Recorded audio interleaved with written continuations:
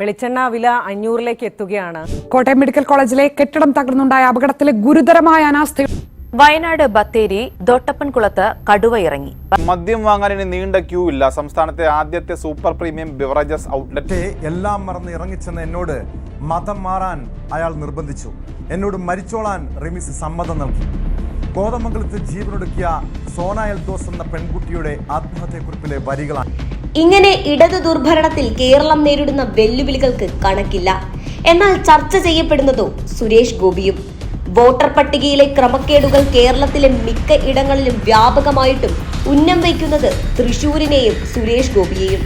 ലക്ഷ്യം വ്യക്തമാണ്.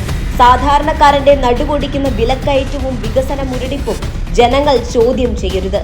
വെളിച്ചെണ്ണ വിലയുൾപ്പെടെ അവശ്യ സാധനങ്ങളുടെ വില റോക്കറ്റ് പോലെ കുതിച്ചുയരുമ്പോൾ സുരേഷ് ഗോപി എന്ന് മുറവിളി കൂട്ടുന്നത് ഭരണപരാജയം മറച്ചുപിടിക്കാൻ തന്നെയാണ്. അതല്ലെങ്കിൽ വോട്ടർ പട്ടികയിൽ പേര് ചേർക്കുന്ന റവന്യൂ വകുപ്പ് കൈകാര്യം ചെയ്യുന്നവരും വോട്ടർ പട്ടികയിലെ ക്രമക്കേട് പോലും കണ്ടെത്താൻ കഴിയാതെ കേരളത്തിലെ ഏറ്റവും ശക്തമായ പാർട്ടി സംവിധാനമാണെന്ന് അവകാശപ്പെടുന്നവരും നോക്കുകുത്തികളാണെന്ന് സമ്മതിക്കേണ്ടിയിരിക്കുന്നു. 85,000 വോട്ട് കള്ളവോട്ടായി സുരേഷ് ഗോപിക്ക് ലഭിച്ചെങ്കിൽ അത് അന്ന് കണ്ടെത്തി നിയമ നടപടി സ്വീകരിക്കാൻ കഴിയാത്തവർ രാഷ്ട്രീയ കുപ്പായം ഊരിവെച്ച് വേറെ വല്ല പണിക്കും പോകേണ്ട സമയം അതിക്രമിച്ചു.